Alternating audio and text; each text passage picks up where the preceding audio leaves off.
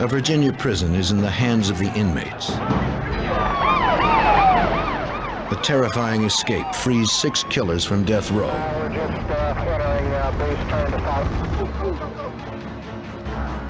As the men run free, police race against time to track and capture the fugitives before they kill again.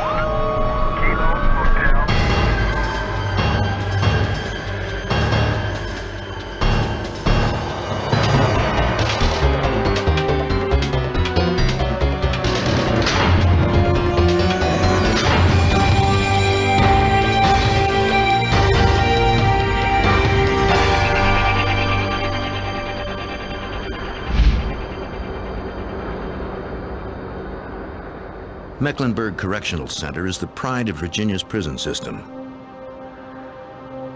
Completed in 1977 at a cost of $20 million, it is state-of-the-art. The C-Pod of Building 1 houses Virginia's most dangerous criminals, the death row inmates.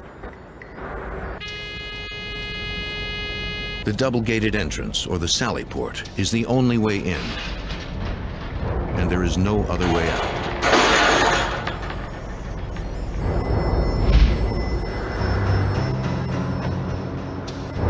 Officer Ron Sawyer is informed a bomb has been found in C-Pod. He is ordered to bring a van to the front of the prison immediately so the bomb unit can move and dispose of the bomb. Prison policy strictly forbids opening both gates at once.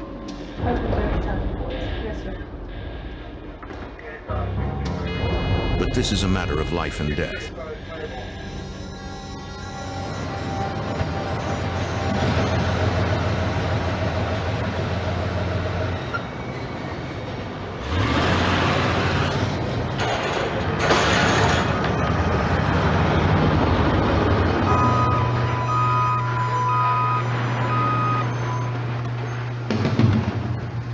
The bomb disposal team, dressed in protective gear, rushes from the building.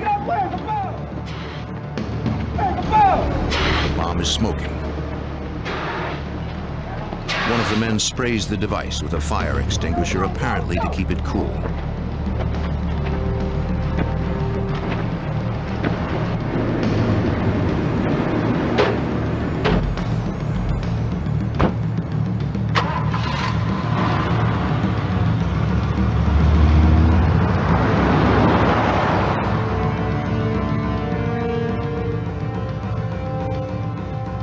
The greatest crisis in Mecklenburg's short history has been resolved through the quick actions of a few brave men. The bomb is safely outside the prison gates. But the crisis is only beginning. What seemed like a bomb evacuation had actually been an escape. The guards are now captives, and 6 of Virginia's most notorious killers are free. A big manhunt underway for 6 convicted murderers who broke out of a state prison in Mecklenburg County, Virginia during the night. The inmates were all on death row. The 6 overpowered guards with homemade knives and drove out with a prison van. As news of the escape spreads, it sends shockwaves through the state's law enforcement authorities. It is the first time death row inmates have escaped in U.S. history. In this program, some of the names have been changed.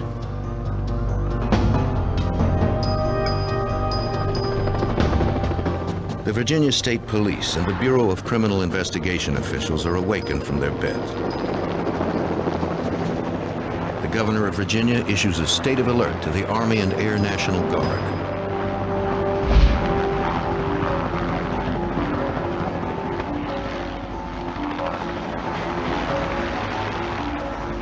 The director of the investigative division of the state police, James Lettner, is brought in to supervise the investigation. The governor was extremely concerned for the safety of any citizens that these escapees might come in contact with. He had been briefed on the background of these individuals. He was aware that each one was awaiting execution for murder or mass murders, and he was extremely concerned that we apprehend these individuals as quickly as possible. We've got 6 guys on the street now. Investigator Lettner arrives after the killers have been on the road for over 30 minutes. He immediately establishes a search perimeter. Because the inmates are driving a prison van, police will increase the search area every hour.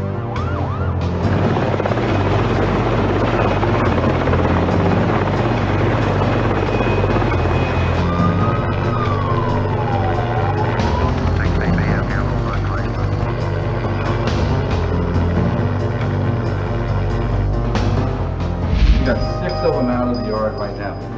Okay, I assume there was no lockdown. We're in lockdown now. We're in lockdown. We're starting to do the final head count on everybody. Have you done a head count yet? Lettner meets with the warden to learn about the men who escaped. Let me tell you, it's been about a month and a half. The news isn't good. The 6 fugitives have been convicted of killing a total of 17 people.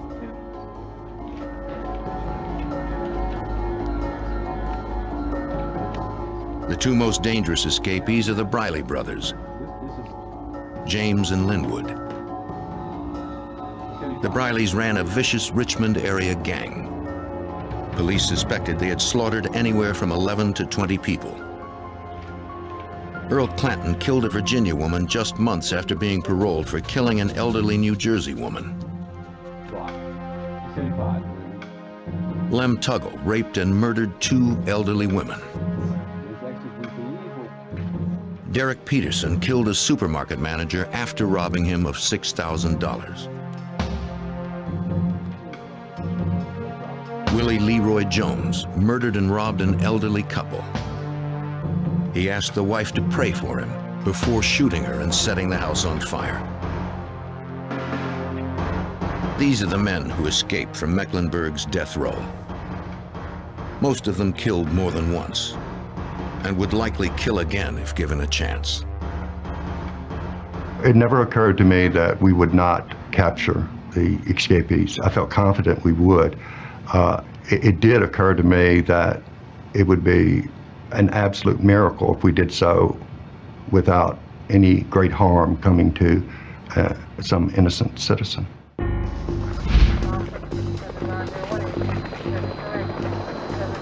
A full-scale manhunt is in effect. Officers from all over the state are dispatched.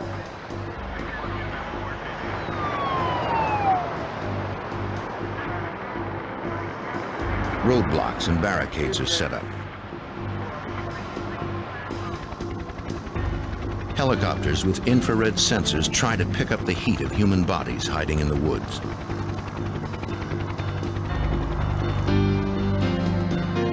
Police know the longer the killers run free, the harder they will be to recapture.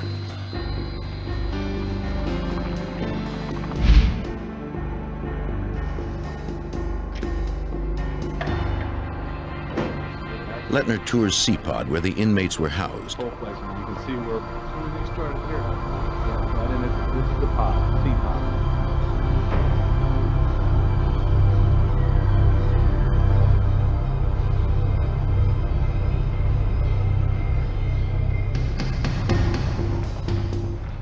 Officers conduct a search of each cell. They find no clues to where the escapees might be heading, but they do find some makeshift weapons. The inmates were very clever in both manufacturing and concealing weapons in their cells. One search that we conducted revealed a table leg that had been used to conceal a hacksaw blade, one shank, and some other contraband.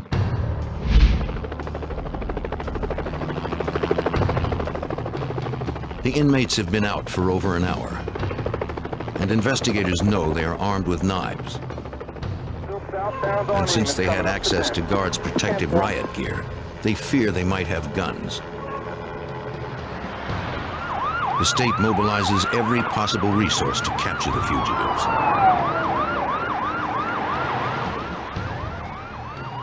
A death sentence already hangs over each of the escapees. These men have nothing to lose. Officers comb the perimeter, searching for any sign of the killer's trail.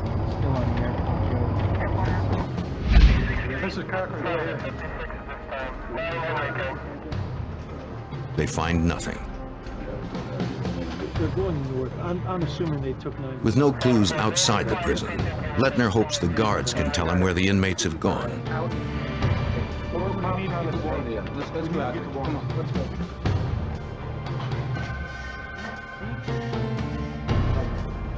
Perhaps during the breakout, they heard something that could help direct the search. The inmates never spoke of where they were headed. The guards know nothing. How would you like to do this? The guards' lack of information makes Lettner suspect they may have helped the prisoners escape. From his years of experience as an investigator for the state police at other prison incidents, Lettner knows that prison guards can be susceptible to bribes.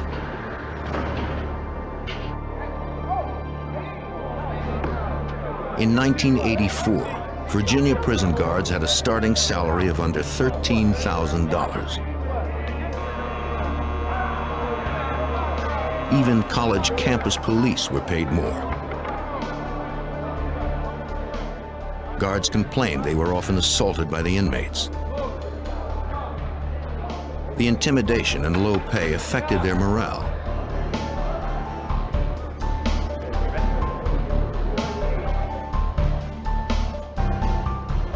First of all, let me say this to everyone who's listening. As Lettner begins interviewing the security staff, he learns tensions at Mecklenburg have been rising for the past 2 years since the execution of Frank Coppola.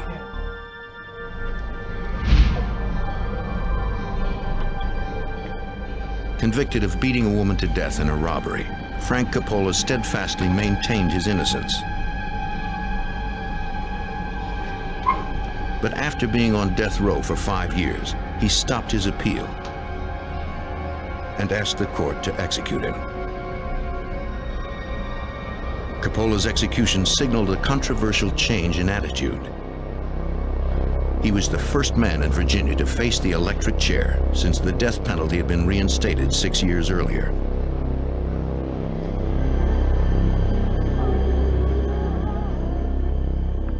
When Coppola was executed, something went terribly wrong.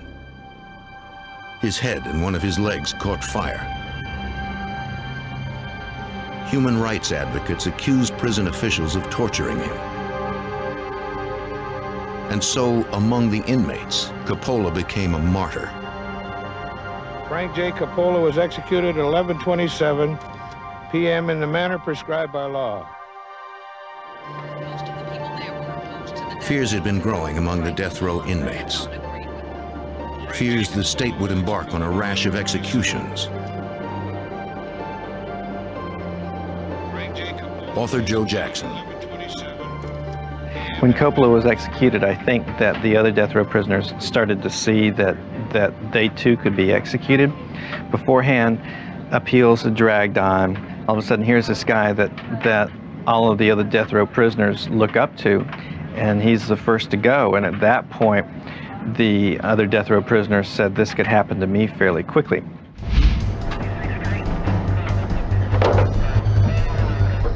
Two months before the breakout, an inmate on death row sent an anonymous tip to the state assistant attorney general. All right, let's get this place started fast. We want to get done quick. According to the informant, a bomb was being constructed as part of an escape plan. The scheme also involved an exchange of uniforms with the guards. This information was relayed to the warden, who ordered 2 shakedowns. Officers methodically searched every cell on death row, but found no bomb-making materials or anything to indicate a bomb was being constructed. very important for this case. Jim Lettner finds it difficult to believe the guards were ignorant of the plan. He suspects one of them may have actively aided in the escape. An escape freeing 6 of Virginia's most dangerous men.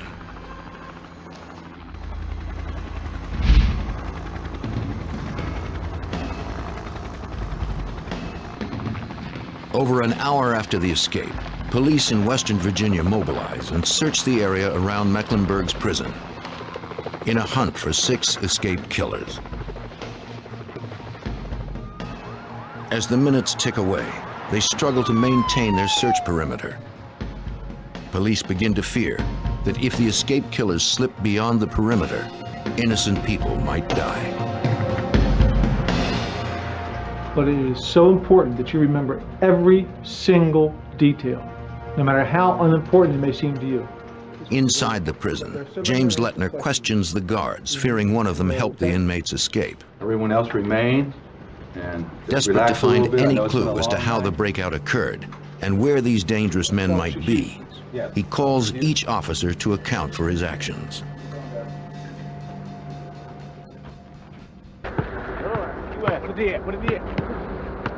As Lettner questions the guards, he begins to understand how the escape unfolded.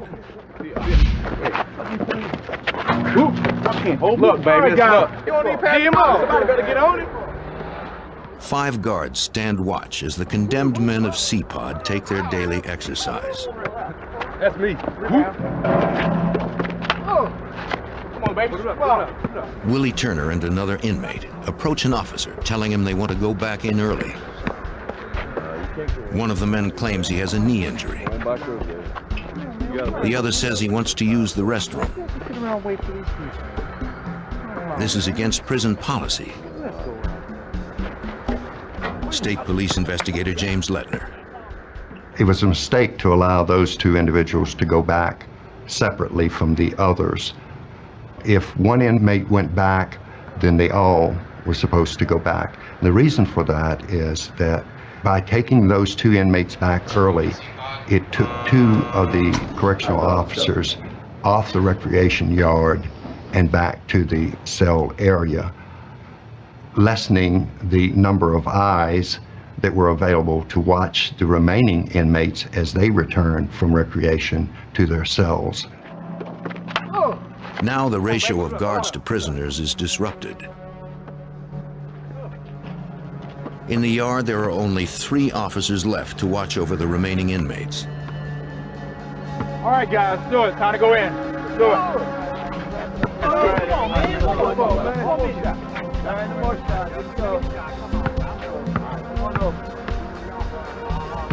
The other inmates are escorted to their cells. The guards seem unconcerned they are outnumbered 3 to 1.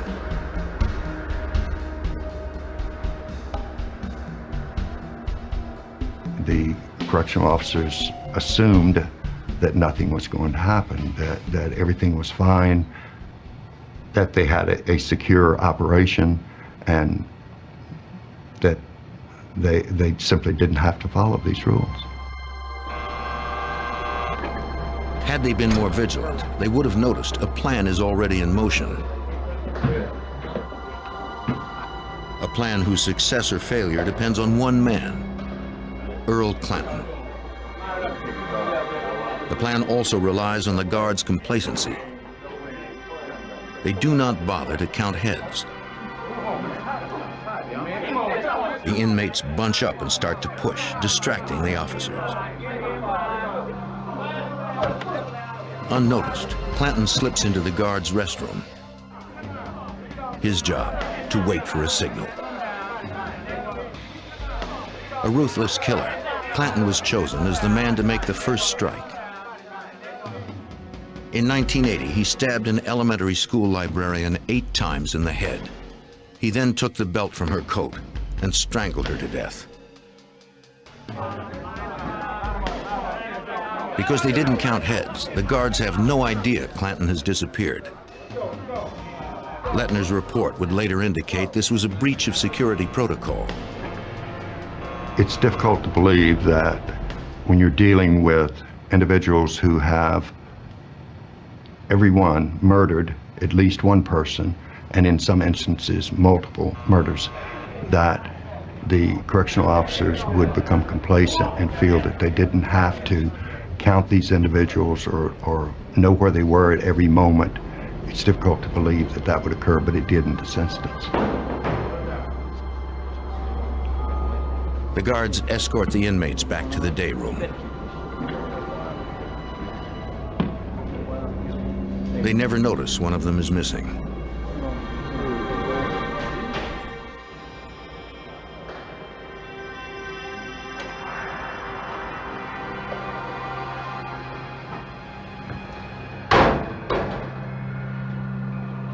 A guard tries the restroom door, but it's locked. The locked door should have sent up red warning flags. In such a situation, prison policy dictates they should call maintenance and all inmates be placed in their cells. But the guards don't do that.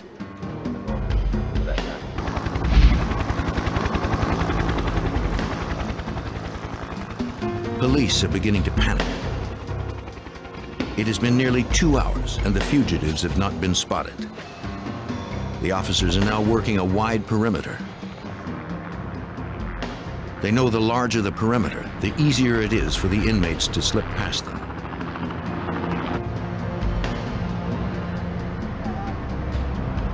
Police are on the lookout for the van used in the escape, but have no idea which direction to search.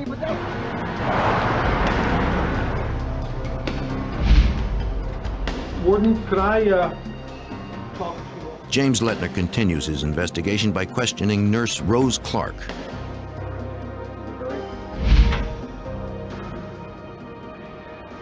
It is customary for Nurse Clark to draw the water from the guard's restroom before she distributes the inmate's medication.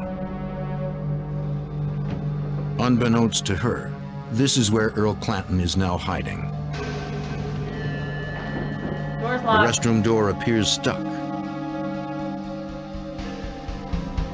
Nurse Clark notifies the guard. He acknowledges the problem, but does nothing.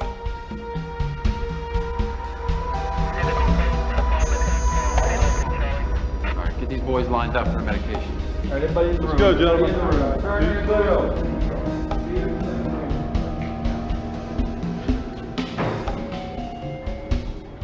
Nurse Clark decides to distribute the medication without water, as she has done in the past. As she is making her rounds, one of them complains his toilet is clogged. He creates a diversion, distracting the guards from what is really going on.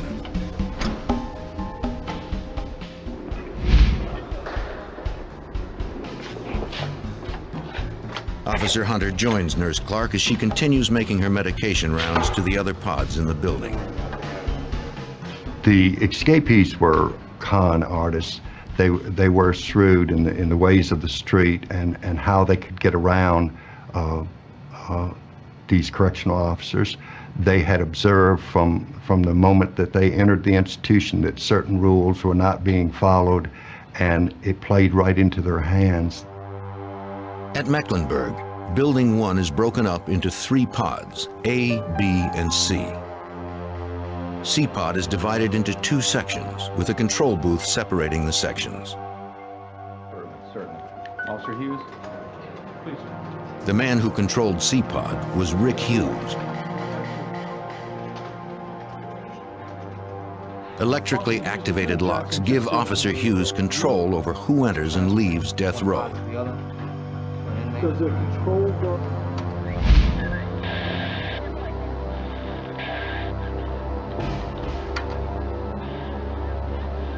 Hughes tells Lettner that one of the inmates got his attention. It was Joe Giarratano, who was housed on the pod's left side. Giarratano asks Hughes to pass a book to inmate James Briley, who was on the pod's right side. All right, I'll do it this time. Come on, come on. Linwood Briley and his brother James received death sentences for 7 murders. In one case, they repeatedly raped a woman within earshot of her common-law husband and their 5-year-old son, then killed the 3 of them. Officer Hughes leaves the door to the control booth ajar, as the prisoners had seen him do dozens of times before. He has no idea the inmates are already arming themselves with knives. There was a fellow by the name of Willie Turner. He was kind of a genius as far as figuring out how to make weapons from the things around him in the prison cell and how to hide them. And he would basically strip metal from around the toilets or the sides of the door or something like that, and sharpen it and make a knife out of it. Convicted of killing a jeweler in 1978 and sentenced to death, Willie Turner never finished 5th grade, but he learned to read and write in prison. He claimed to have made a key for every cell he ever occupied. The guards suspect he is behind the plan to escape.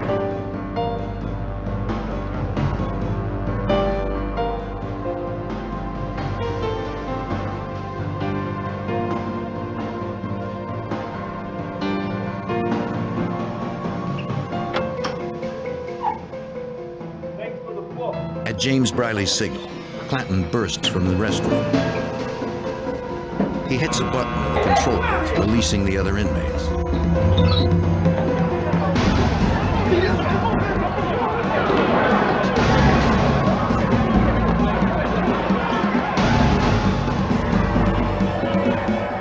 The prisoners take control of C-Pod in barely 3 minutes.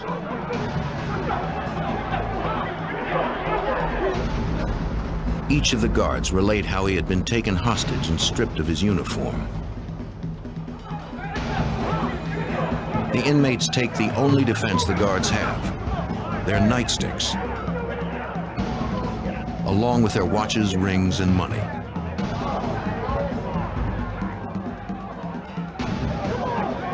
The guards are hogtied and shackled with their own handcuffs.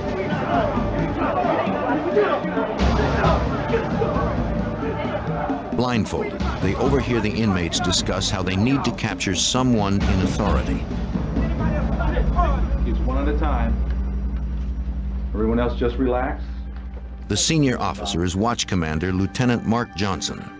Reconstruct the events from the very first time you were involved. Lettner's report indicates he was in Building 3 when he responded to a page.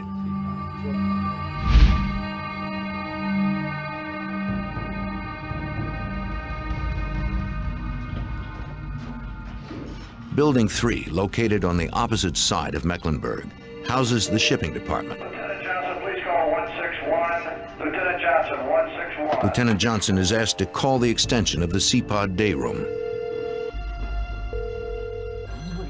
The phone is answered by one of the guards held hostage. Lieutenant Johnson has no idea the guard is being held at knife point. C-Pod left, need you right away. The guard tells Johnson he needs help with inmate Giarratano, who he says has been wounded in an altercation. Lieutenant Fisher, Lieutenant Johnson, come in, please.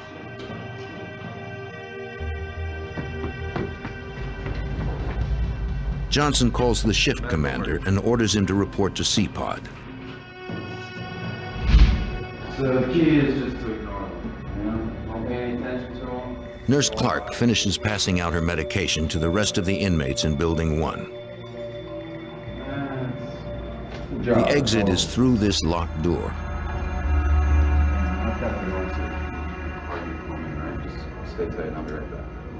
Unfortunately, Officer Hunter has misplaced his key.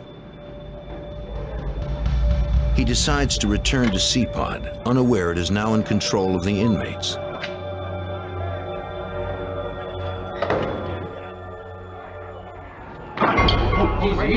Hunter walks right into their arms. Hunter is taken down to the pod's lower tier, where he joins the other hostages. The conspirators need his uniform. They force Hunter to strip to his underwear, then blindfold and hogtie him. The inmates know the security procedures, and they make the system work against itself. They got the other guards to come to Pod C simply by faking emergencies, that they needed assistance with inmate so-and-so who was not taking his medication or resisting one thing or another. By creating the illusion of a fellow correctional officer in trouble, the inmates lure other guards into C-Pod one by one. They then capture them and take their uniforms. Nurse Clark is beginning to wonder what is keeping Officer Hunter. When a guard finally arrives, she is relieved. She has no idea her terrifying ordeal is just beginning.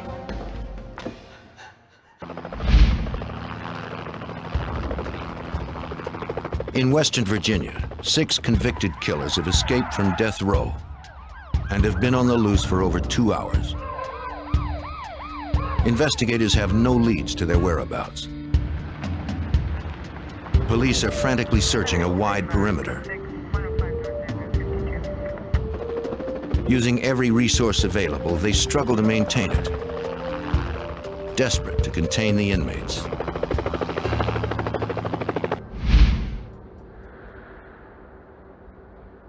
Virginia State Police investigator Jim Lettner continues gathering information for his report by interrogating the prison security staff, hoping they will provide some leads to where the escaped inmates are headed. Each officer recounts his terrifying ordeal.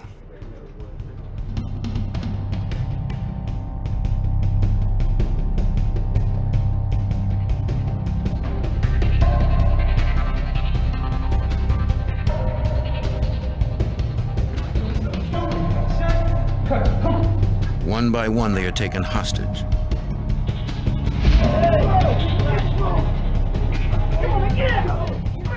The inmates use their uniforms as a disguise to lure more officers into the trap.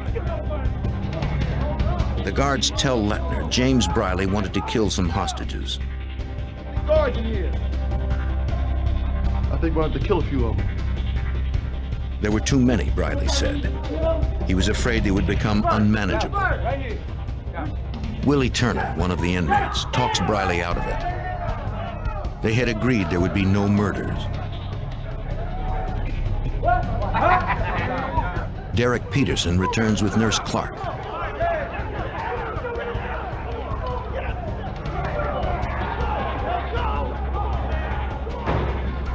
They take her to a cell.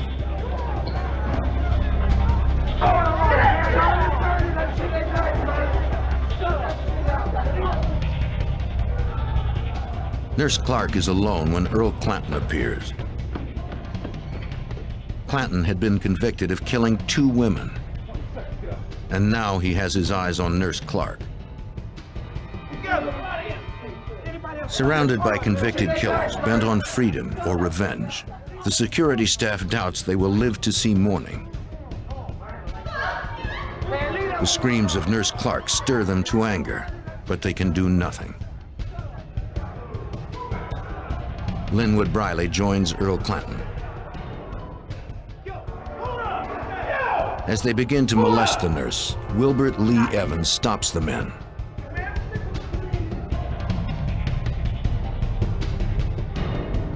Willie Turner reminds Linwood to remember the plan.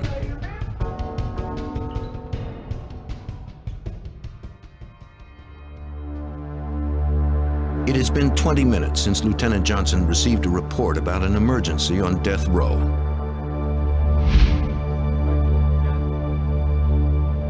He begins to wonder what is happening in C-Pod. He sent the shift commander to help out, but he never reported back. Johnson investigates the situation himself.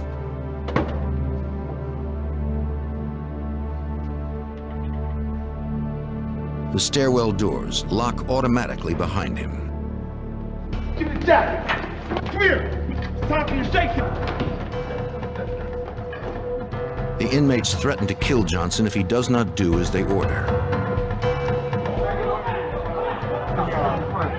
Once the inmates no longer have any use for them, the hostages fear they will all be killed. It has been 3 hours since the escape, and still there have been no sightings of the fugitives.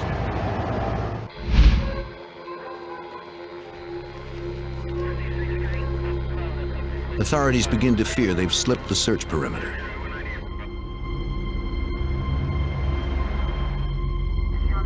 If that is true, a lot of innocent people are in danger. As the prison guards continue their account, Jim Lettner still hopes to find one detail that will lead him to the killers.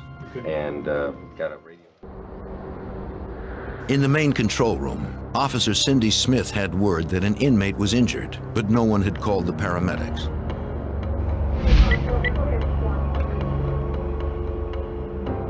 During the past hour, several officers and supervisors had gone up to death row.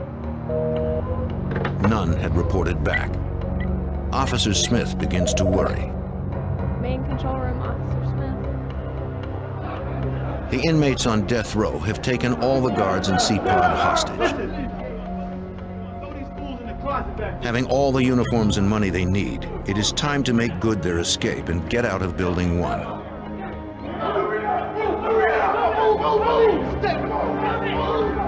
They move the hostages to a janitor's closet at the end of C-Pod.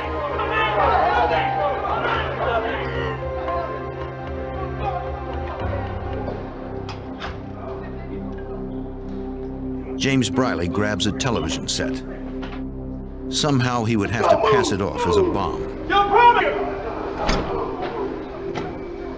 Now that the inmates have control of C-Pod, they have to get out of the building. At the center of Building 1 is a main control room which controls the door to the outside. The inmates have to gain control of this room. In the main control room, Officer Smith is still waiting word from the officers dispatched to C-Pod. Officer Smith. Then she receives a call.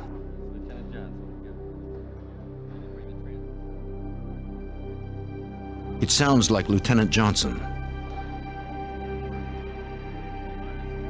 He tells her a man is being sent to relieve her. By having her supervisor, who was a hostage, call her and tell her that she would be relieved of duty by another guard. She didn't question who the guard was.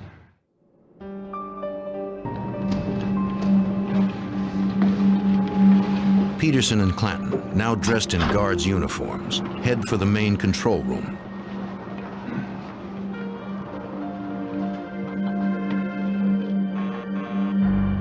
Officer Smith has no way of knowing the officer sent to relieve her is Derek Peterson. Come on, get down on the ground, get down on the ground, get down. All right, there you go. The prisoners now have control of all the doors to Building 1. But there is only one way out of the prison compound: the sally port. James Briley forces Lieutenant Johnson to call for a van. Got a bomb in Building 1. We need both vehicle sally ports open. He claims they have an emergency. The van must be brought around to the main sally port. I'll stay back here with the doors for you.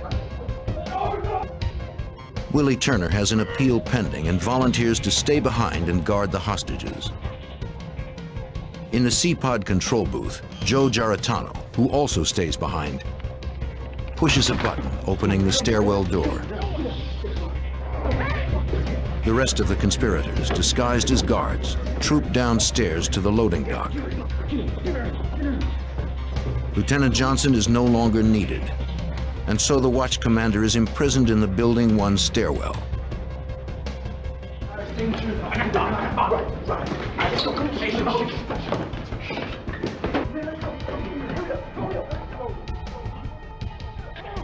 They leave behind one of their own in the control booth to open the door and let them out of Building 1. They lock Officer Smith in a closet. On their way out, the 6 escapees raid the room full of riot gear. Wearing helmets to further hide their identities, they place the television on a stretcher, throw a blanket over it, and exit Building 1.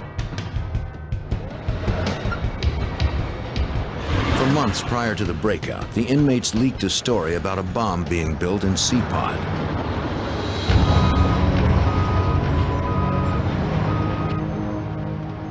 So when James Briley warns the officer in charge of the van that they have a live explosive device and it might go off, the terrified officer completely believes him.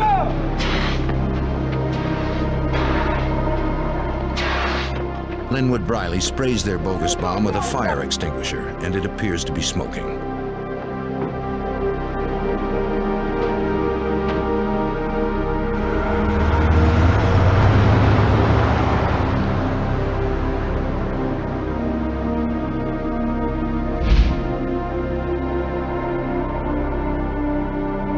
The escape has taken less than 2 hours to execute. And now, 6 vicious killers are roaming free.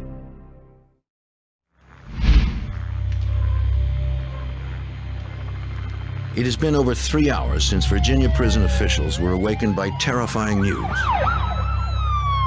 6 death row inmates have broken out of Mecklenburg Correctional Center, a state-of-the-art escape-proof facility.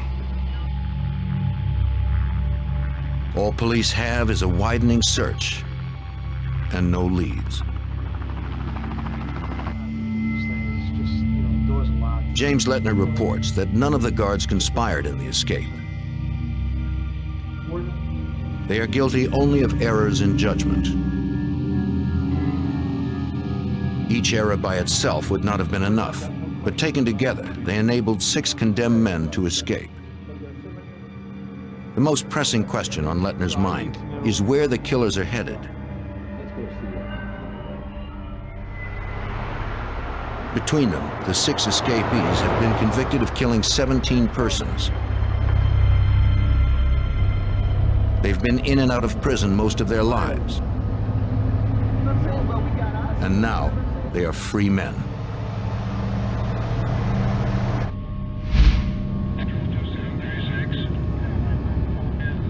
Officer Lawrence Harrison of the Warren County, North Carolina Sheriff's Department, on patrol far outside the Virginia authorities' search perimeter, notices a white prison van. At the time, I thought it was just correctional people could transfer because they do that at night. And they came by, they waved at me, and I waved at them, and they kept going. The prisoners have slipped the perimeter, and Officer Harrison has not yet been informed of the breakout. The escapees realize a white prison van would be easily spotted. As their euphoria from the escape wears off, they begin arguing about where they should go, what they should do with the van. Someone suggests they hide the van in the woods and cover it with branches. But that would take time, and the 6 are getting nervous. While driving through Warrenton, North Carolina, a town of about 1,000 people, they find a grove of trees. It looks like a good place to leave the van.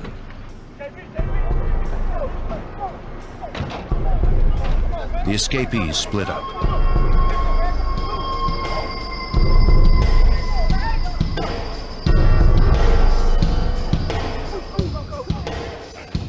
The Brileys, Tuggle, and Jones go one direction.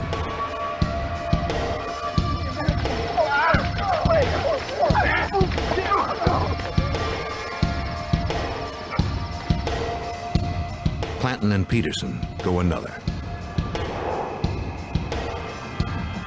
The men get lucky, finding some sweat clothes hanging outside on a clothesline. They ditch their prison garb.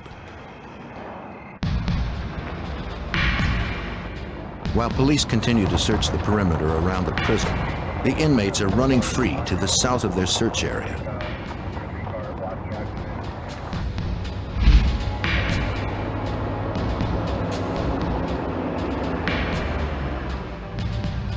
The fugitives have been on the run for 3.5 hours when a North Carolina Highway Patrol officer discovers the prison van. 211 Central. I'm stopping to check out a suspicious van in the back of the schoolyard. It's 30 miles from Mecklenburg. It had been driven into some trees behind the Marion Boyd Elementary School. Parked near the playground, the van is hardly inconspicuous.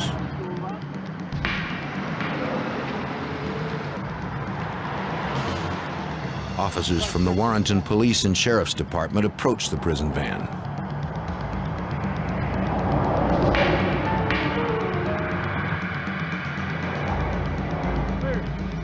Take the door here.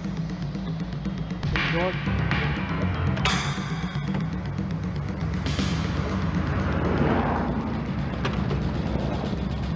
Investigators find the riot gear the prisoners used to disguise themselves, along with the television set they passed off as a bomb.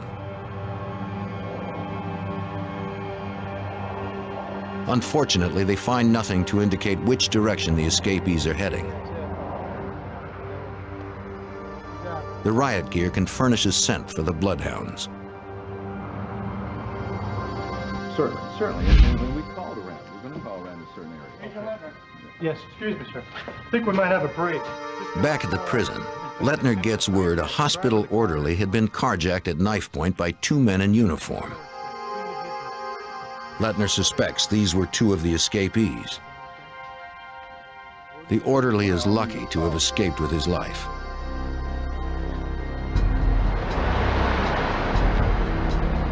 When investigators examine his car, they find a prison shank similar to those used in the escape in the back seat. Police know the men have now split up, and 2 of them are on foot.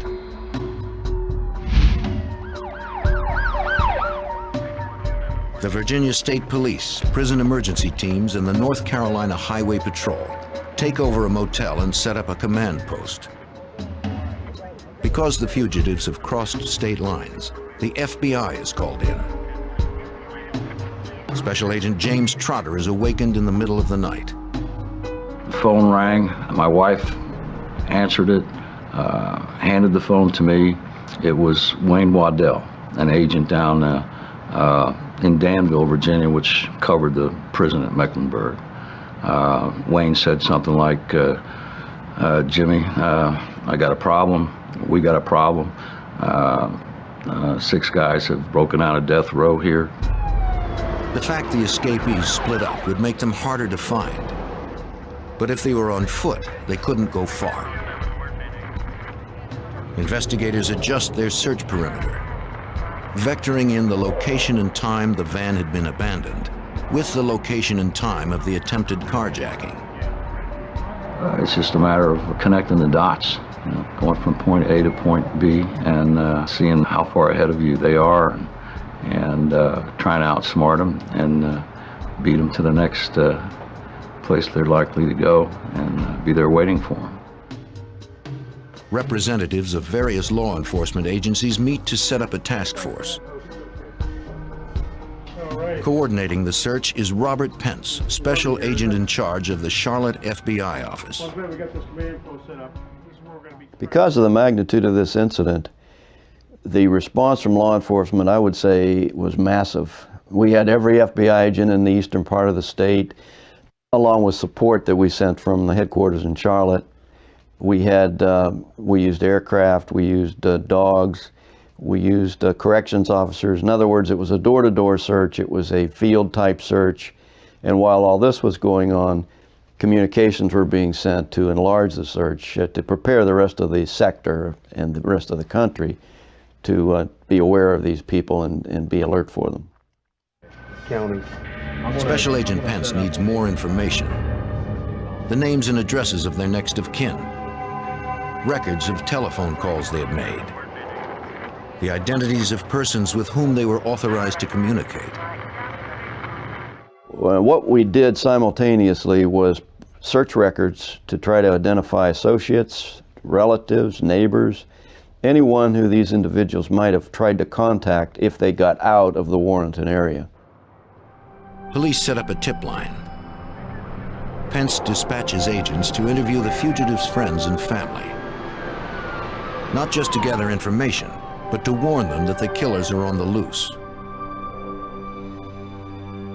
We believed that they were still in the area. I mean, we had no indication that they had left, so the perimeter was kept tight and we kept looking for them. But thoughts or feelings creep into you that perhaps they did escape.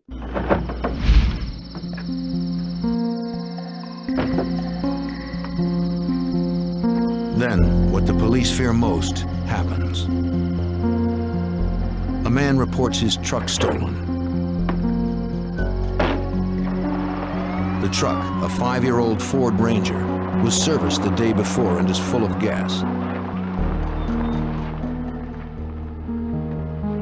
Within moments, officials from the Department of Corrections, the Highway Patrol, sheriff's deputies, and the local police swarm over the property, searching for any clue that might have been left behind.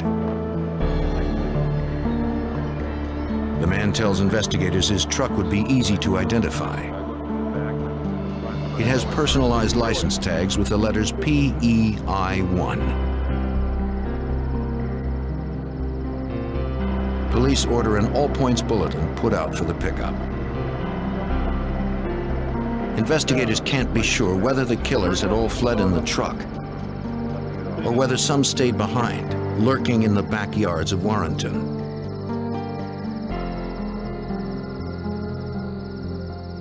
Special Agent Pence.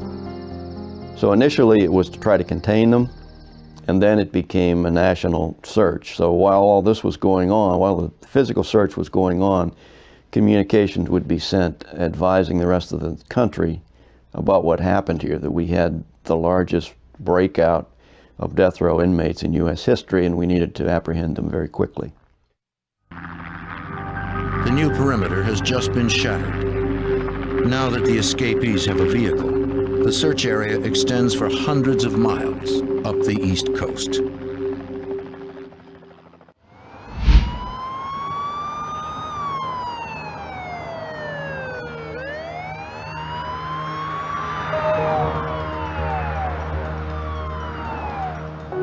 As dawn breaks, the day after the escape, police set up a fortified perimeter around Warrenton, North Carolina. Roadblocks are established, and every driver is questioned.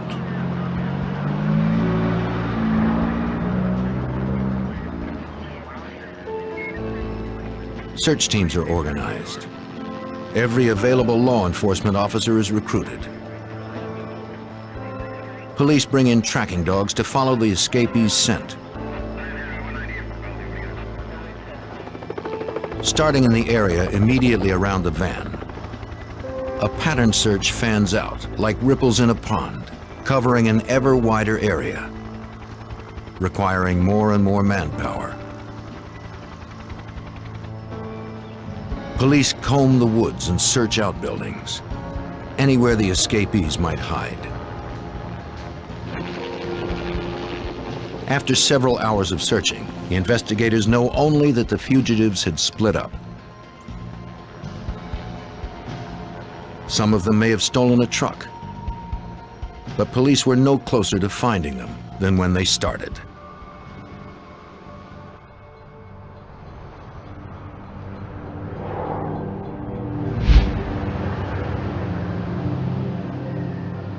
This morning, the residents of Warrenton, North Carolina, wake up to see helicopter shots of their town on the national news.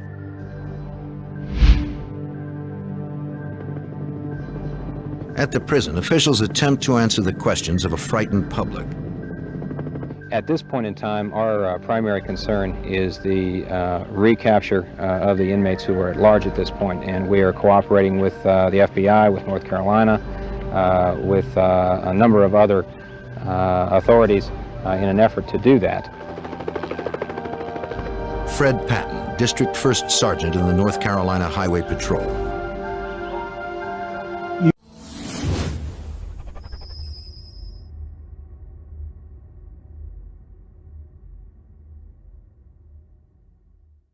You could all but chart it like a fog bank. as the fear rolled across the 4 counties from Warrenton outward. And as the sightings increased, people became more frightened. The fact that there were in their midst 6 people that had killed 17 folks, had murdered them, including a 5-year-old child. And among their rapes was a 76-year-old woman. They began to arm themselves. Warrenton residents scrambled to buy weapons and ammunition.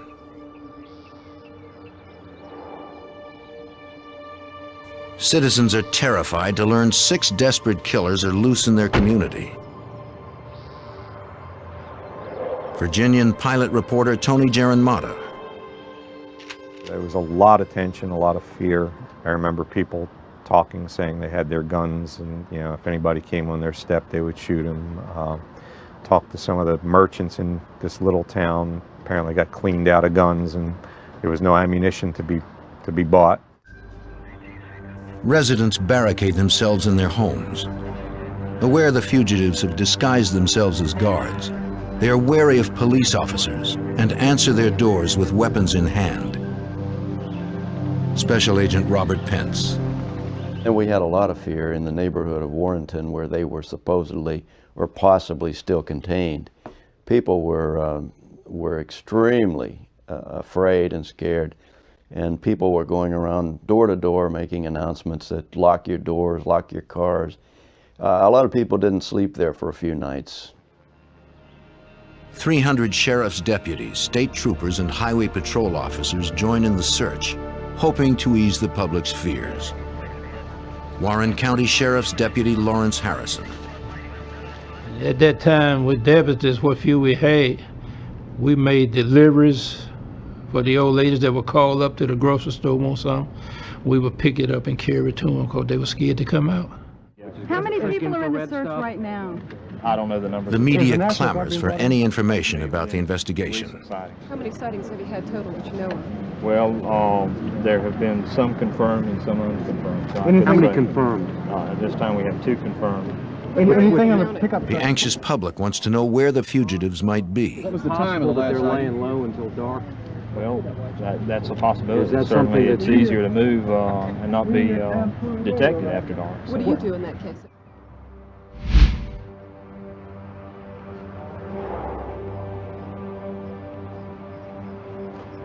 Earl Clanton and Derek Peterson traded the guards' uniforms for some sweat clothes. Clanton kept his guard's jacket, but ripped off the patches.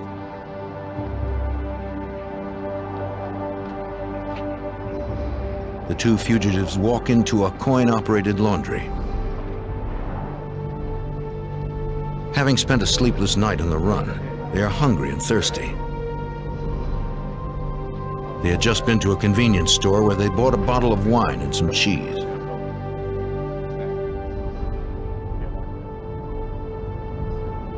The commander of the Prison Emergency Response Team, or PERT, happens to be driving by the laundry. He spots a man wearing a coat. The coat is the same color and cut as a Mecklenburg Guard's uniform. Certain this is one of the escaped inmates, the officer decides to arrest him before he can leave the laundry. He hopes to catch him by surprise. Man, get out! Get out! Go! Freeze! Let me see your hands! Turn around, get your hands up! Come on, man! Come on, turn around! Make any move? Clanton and Peterson were out of prison for no more than 19 hours. They didn't go far. And now their freedom is over. The 2 men concede they expected to be caught because they were lost. Turns out it was a convenient place to be arrested. The coin-operated laundry is only a half block from the county jail. They found 2 of them there. They thought maybe the rest of them would be there. So if we had fear before when the van was discovered, we had a tremendous amount of fear whenever 2 of them were apprehended right in town. So during that early 2 or 3 days, the mood was very serious, and the people were very concerned, very scared. We knew at that point it was going to be a complicated search because they weren't all looking out for each other and they weren't together. And maybe two of them were a little more half-hearted in this escape, and now we had to find the ones that really intended to go the route and where they were going. Investigators debate the possible whereabouts of the other 4 escapees. To Special Agent Trotter, the Briley brothers are at the top of their list. The Briley brothers killed repeatedly for no apparent reason. They killed women, they killed pregnant women, they killed little children, they killed grown men, and they killed in very brutal and grisly ways, and apparently had absolutely no remorse for any of the crimes for which they were convicted. Trotter fears that, unlike Peterson and Clanton, the Briley brothers won't give up without a fight. Police are in a desperate race against time today to find 4 killers who they fear may kill again.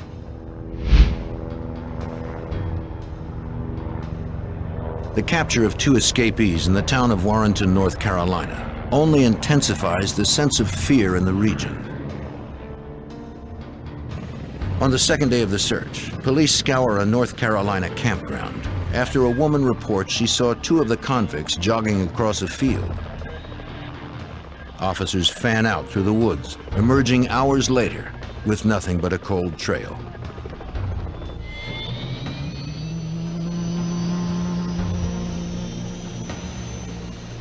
Sightings of the escaped death row inmates are coming in from throughout North Carolina and Virginia. Each call has to be checked out. Fred Patton, District 1st Sergeant in the North Carolina Highway Patrol. It was like the dam breaking. First of all, there was a drip, and then there was a minor fluctuation of calls that we would receive as far as sightings were concerned. And then the dam broke, and sightings were coming in by the hundreds. And of course, by that time, we had mobilized enough people and had them spread out to the point that we could respond to the sightings within a short period of time. And that this is what we wanted to do. Investigators suspect the escapees may have left the area, but they cannot be sure. The manhunt continues in and around Warrenton. But these fellows are very smart. They know what they're doing, obviously. And they could be dug in anywhere, and they got to turn every limb and every tree. Helicopters search the dense forests and red dirt fields on the North Carolina-Virginia border. Police patrol the waterways and abandoned houses and stop traffic along all roads and highways looking for 4 dangerous men. Police continue to get tips. Special Agent Robert Pence. So a lot of those tips were scare tips, they were fear tips, they weren't helping a lot. And I don't believe that any of the calls really materialized as far as giving us direction about where these fugitives might be. But I do think it gave the citizens a conduit to really vent some of their fears and concerns. A manhunt sweeps the forests and swamps. All day long they search, growing more miserable by the hour. They run out of insect repellent in Warrenton and have to send out for more. The officers endure difficult conditions, all to no avail. Officer Lawrence Harrison responds to several sightings of the fugitives. Everybody in the whole county has seen them once we get there. And I don't know how many bloodhounds we didn't have here. They would say, I saw him run across the road down here. We take the bloodhounds down there, turned out nothing. And they said, I saw him run down there. We take the bloodhounds down there. And sometimes we probably running them guys. We did see some guys run across the road, but it wasn't the Briley brothers coming from the liquor store and the marijuana patch.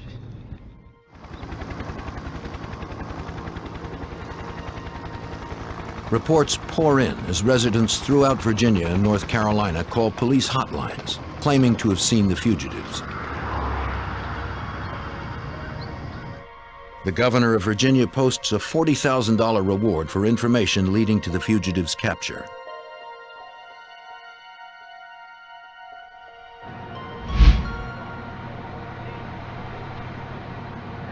Sightings come in from North Carolina and Virginia. Every call has to be checked out, but leads nowhere. Thinking the Brileys might return to their old neighborhood, Richmond, Virginia, police interview their acquaintances and former gang members. Special Agent James Trotter. These guys just killed to see people die, just to be killing. And I think that's why the Richmond community, upon learning that they had escaped, particularly the areas of Richmond which they frequented in the past, the people were terrified. Their own parents were terrified, not for them, but of them.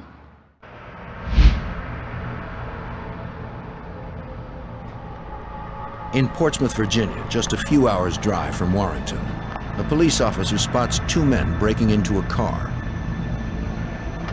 Hey, police, what are y'all doing? See some hands. See some y'all. Let me see your hands. Step out from behind the car. Step out from behind the car. Let me see your hands. Gun. When he tries to stop them, the two men open fire.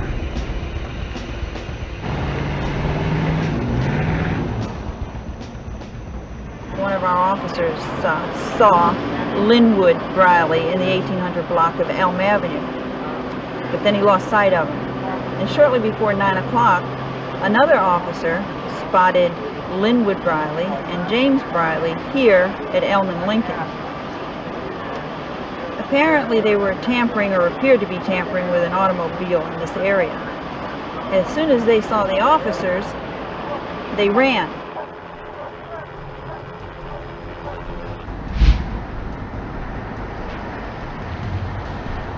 As fears spread, the sightings keep coming in from far and wide. If the escapees did steal a pickup truck, they could be anywhere. The missing vehicle had enough fuel to get past Richmond. Hey. Yeah, he's right up there. On a hunch the fugitives might head north, agents begin interviewing gas station attendants just north of Virginia's capital. About some black guys in a pickup truck? One attendant remembers seeing a pickup truck with one white man and three black men. In the back. 4 guys pull out the Investigator Jim Ledner.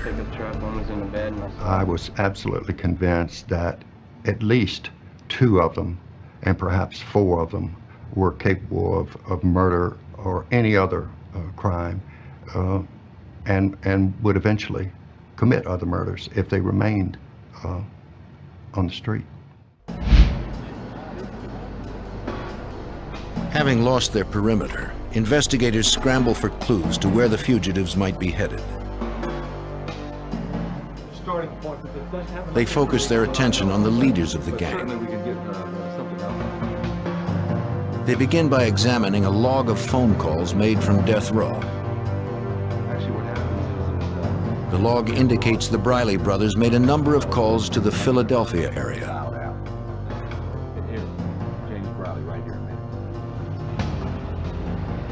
The log entries lead agents to one wrong address after another. They begin to suspect the Brileys entered false phone numbers. Michael Carbonell is a supervisory special agent with the FBI in Philadelphia. Based upon all the negative investigation we had conducted, I felt that those numbers were not right. In other words, they were not telling the guard which number they were actually calling. Investigators subpoena the toll records corresponding to the phone on death row. When they compare it to the handwritten log, their suspicions are confirmed. The phone company's records show the actual numbers the Brileys called. Agents now have over 50 good numbers to investigate. Okay, the only other thing we had was maybe mail.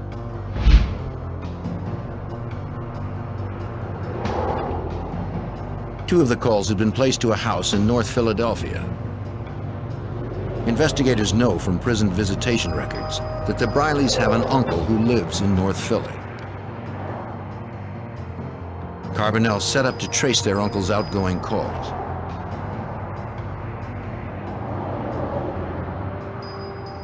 I didn't think that the Briley brothers would be staying with him, and I didn't want to hit his house until we were absolutely sure that they were here. The time was on our side at that point, so we decided to put a surveillance on his residence, and we conducted that surveillance for probably 4 or 5 days. The FBI watches the Brileys' uncle's every move. Although they never see him with the Brileys, the agents have no choice but to wait it out.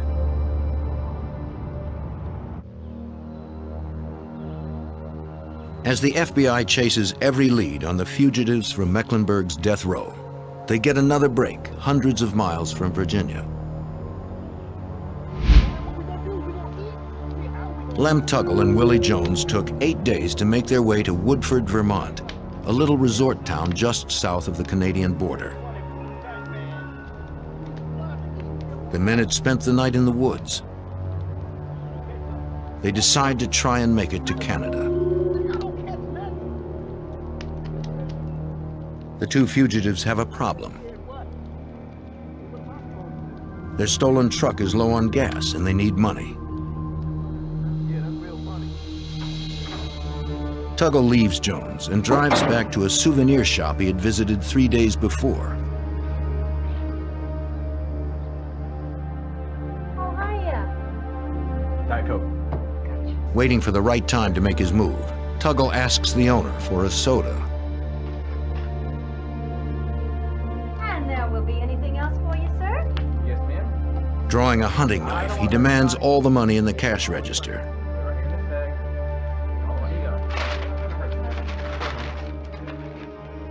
Once Tuggle gets the money, he turns and walks out. The woman notes the truck's license tag, PEI-1. It is easy to remember. The take is about $80 and change. It isn't much, but it's enough for gas and a new start in Canada. Unfortunately for Tuggle, he is heading in the wrong direction.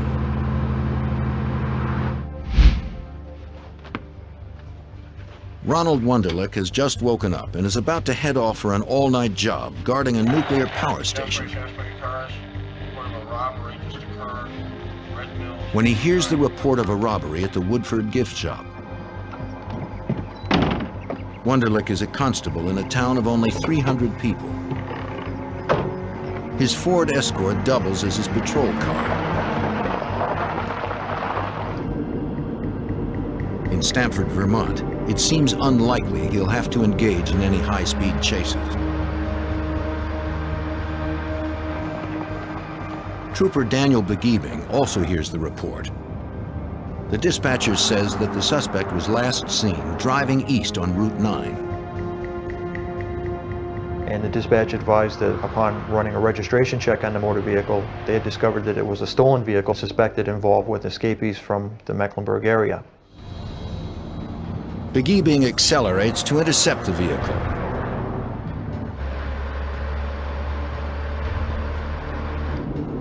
Wunderlich is driving out of Stamford when he spots the suspect vehicle coming right at him on the wrong side of the road. The constable whips his Ford Escort into a U-turn and begins a pursuit. Author Joe Jackson. Most the town constable had ever really done before was to hustle drunks off the street and check out reports of stolen bicycles, and all of a sudden he was chasing this crazy man who had robbed a store at knife point. Wunderlich radios Begiebing that the truck is now heading south toward the state of Massachusetts. Trooper Begiebing goes from a Code 2 to a Code 3 response, using his lights and siren.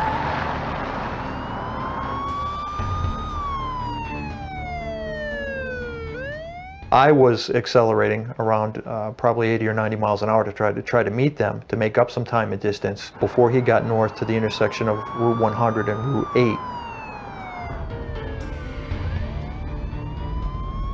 8. If they act quickly, they can set up a roadblock before the convict has a chance to slip away. On the radio, Begiebing hears that other officers are joining the chase.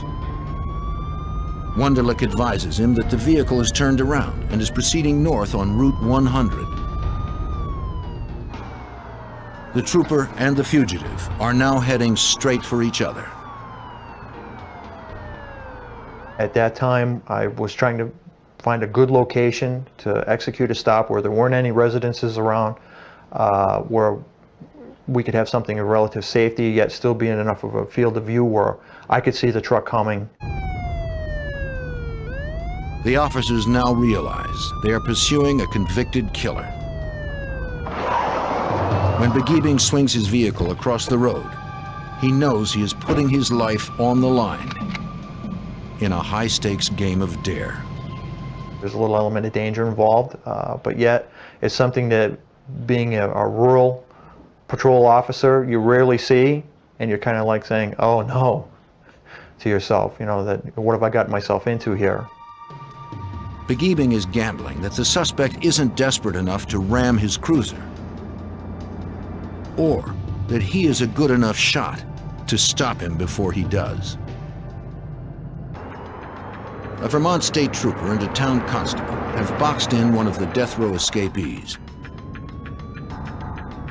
It's now a question of whether Lem Tuggle, who had been convicted of killing 2 persons, would be squeamish about killing a 3rd.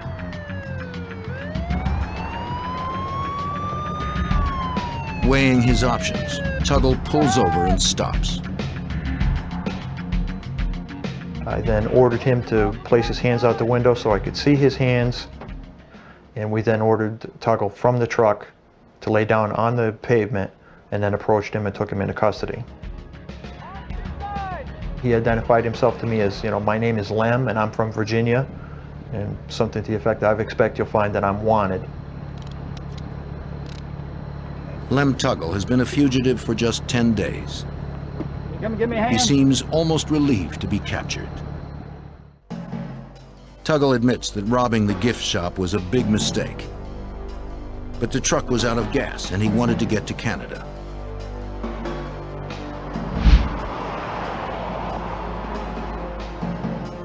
The next day, an unusual call comes in to the Vermont State Police. State Police Derby. The man gives the dispatcher his name. Willie Jones. Yes, can I help you? He says police are looking for him. For what? Where? He'd escaped from prison. I can't. Mecklenburg? Mecklenburg where? In Virginia? For what? He had broken out of death row. How long? When? And you want to turn yourself in? I will be sending the cruiser up, the police up to talk with you. When Tuggle didn't return, Jones became lost and confused. Tired of being on the run, he wanted to turn himself in. The dispatcher asks Jones to describe where he is. She determines that he is on Route 242 outside the town of Jay. Jones tells the dispatcher he is unarmed. In his 26 years as a trooper, this is the only time Richard Armitage has ever had a fugitive call and asked to be picked up. He just looked like he was ready to turn himself in. He looked dejected, he looked tired, dirty, hungry, and it was obvious that he'd been bit by a number of the black flies that we do have in this area. And it was like the weight of the world had been taken off his shoulders. He was so glad that he was going where he could get something to eat and something to drink. It wouldn't have been difficult for Jones to enter Canada. In Vermont, the border is only guarded at the highways. If he knew where he was going, he could have easily just walked across.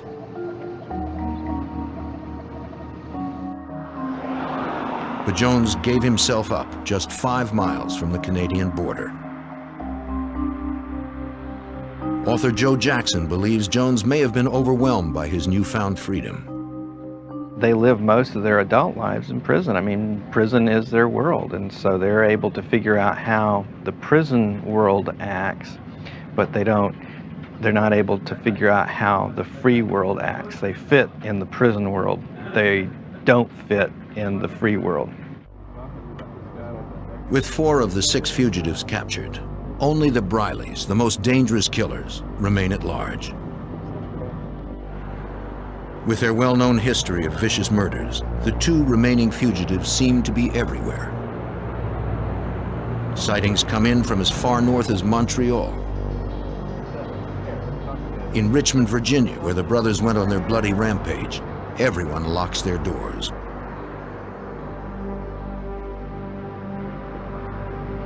A manhunt is organized in Oxford, North Carolina, after a man thought to be Linwood Briley steals some cans of food from a convenience store.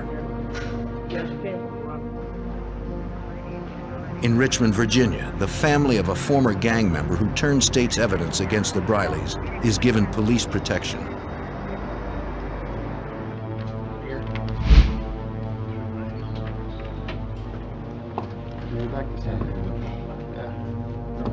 Investigators question Lem Tuggle for clues to the Brileys' whereabouts. Tuggle tells police how the escapees wandered through Warrenton looking for a vehicle they could steal. They hot-wired a pickup truck and took off. Tuggle tells them the Brileys had never been in Portsmouth or Richmond. He says they didn't kill anyone while he was with them. After stealing the pickup truck in North Carolina, they drove north to Philadelphia. They burned the guards' uniforms in a trash can. According to Tuggle, the Brileys claimed they arranged for someone to meet them with clothes and a gun. Tuggle further recalls that James Briley stuck one of the guards' badges into a tree in Philadelphia's Hunting Park. He and Jones then headed north towards the Canadian border. Tuggle claims they even stopped and asked 2 state troopers for directions to the New Jersey Turnpike. There they were, driving along, 2 escaped convicts from a maximum security prison. Wanted by the FBI and law enforcement agencies in several states. But apparently no one noticed them. Tuggle says he and Jones eventually parted company at a campground when he left to rob the gift shop.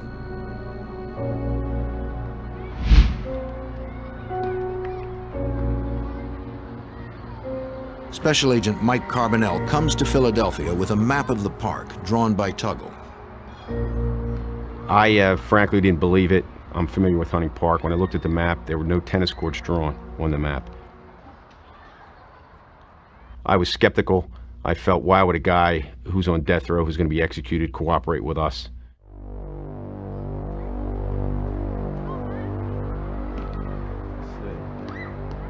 Searching the trees, investigators find the guard's badge. This confirms Tuggle's story. I was stunned. I didn't believe it. But the proof is in the pudding. The badge was there, and then we knew that they were here. The FBI knows the Brileys have an uncle in Philadelphia. They believe the 2 fugitives will probably contact him if they haven't done so already. Special Agent James Trotter. They set up a surveillance and sat there for days, nothing. He would call me and report. He would say, the guy's not doing anything, nobody's coming or going.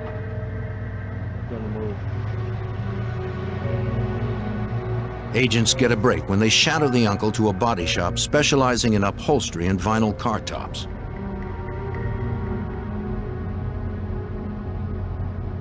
Days earlier, a woman in New York notified police she received a call from James Briley.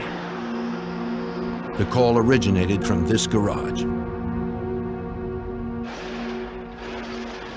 Its owner, Dan Latham, had been introduced to the Brileys by their uncle using false names. He called them Lucky and Slim.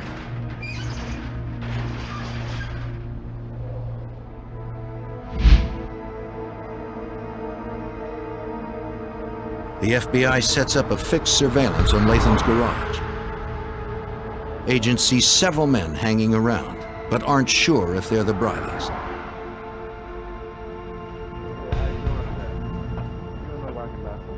They send in an informant from the neighborhood to try and confirm an ID.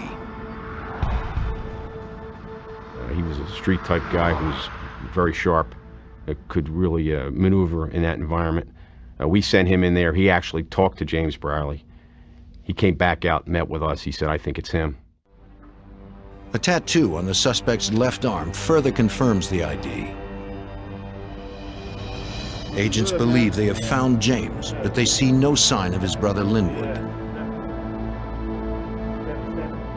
They wonder whether to go in and arrest one, or wait with the hope of getting both.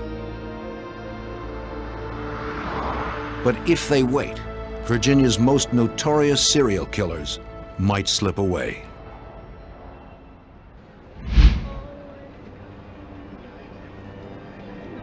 After 19 days of searching, the FBI believes they have located the last two escapees from Mecklenburg's death row.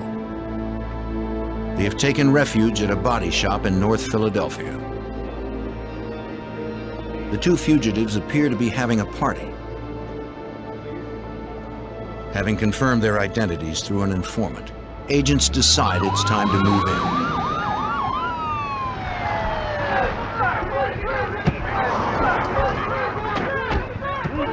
Garage owner Dan Latham is surprised by all the commotion.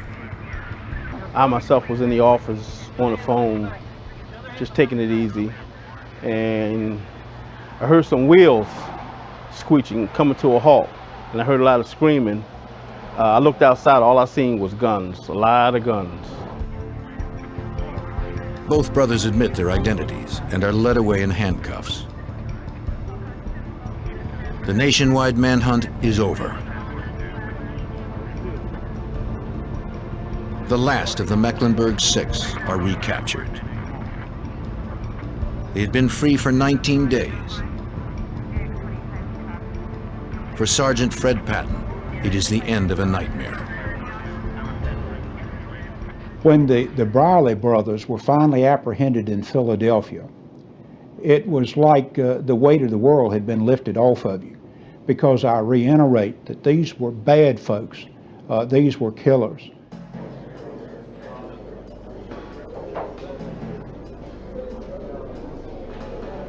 The Briley brothers, who are facing death sentences in Virginia, were picked up at a car shop on Philadelphia's north side. FBI agent John Hogan says they were surprised when 20 agents surrounded them.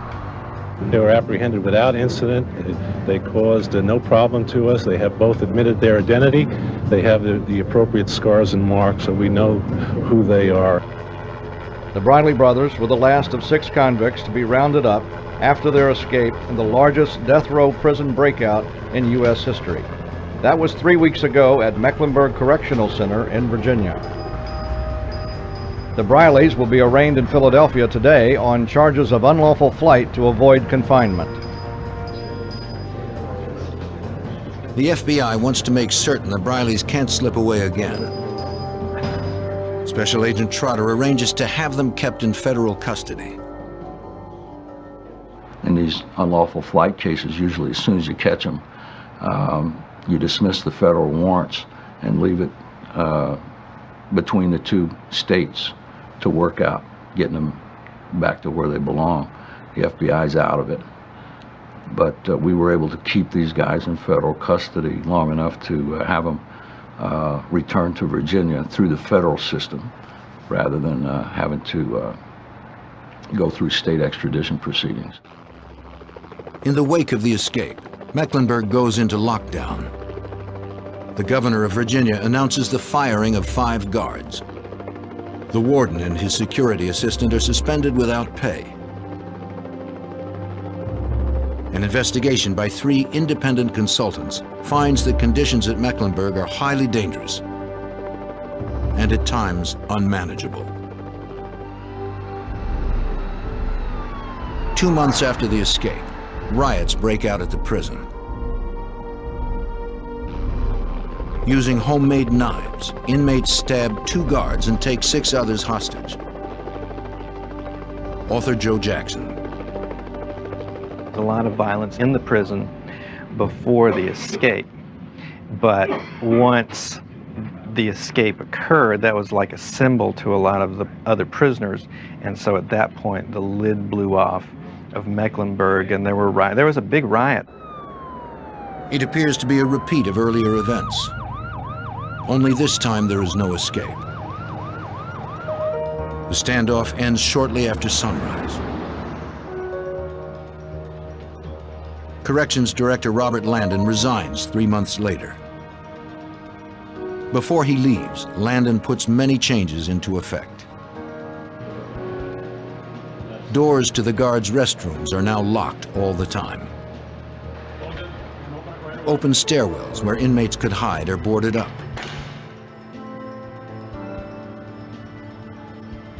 Stricter procedures are put in place. An interlock is installed on the main sally port, preventing both gates from opening at once. With these changes in place, Jim Lettner believes that such an escape could never happen again.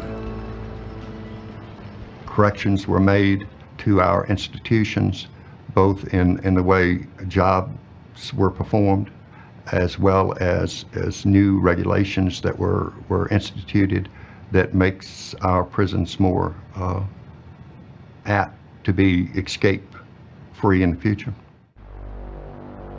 In October of 1984, as Linwood Briley's execution grows near, he is quoted as saying, "At least I had my 19 days."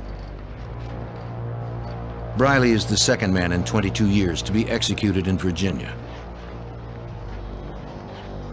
But in the aftermath of the escape, officials step up the rate of executions.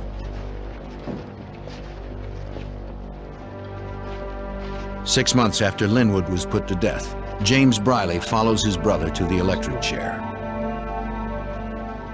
In that same month, Earl Clanton Jr. pays the price for the 2 murders he committed.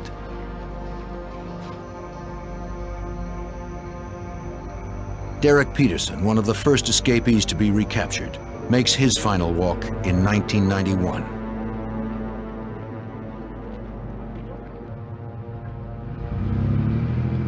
Willie Jones is executed in 1993.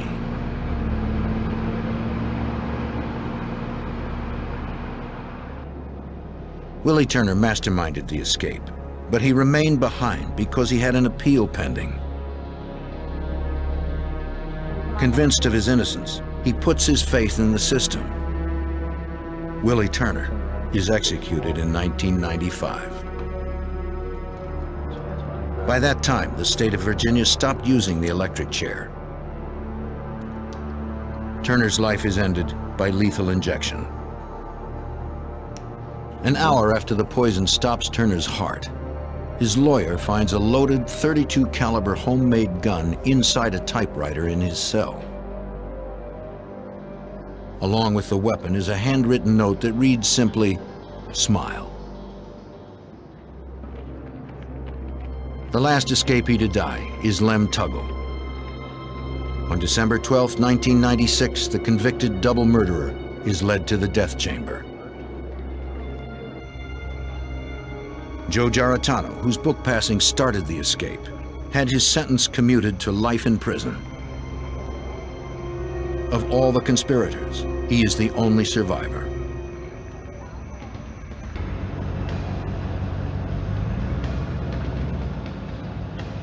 The escape of the Mecklenburg Six shocked and terrified the nation for 19 days. The coordinated efforts of police and law enforcement officials returned the men to face the ultimate penalty for their crimes. Since the escape, the Commonwealth of Virginia has executed over 80 people. State-sanctioned execution continues to be hotly debated in Virginia, America, and around the world.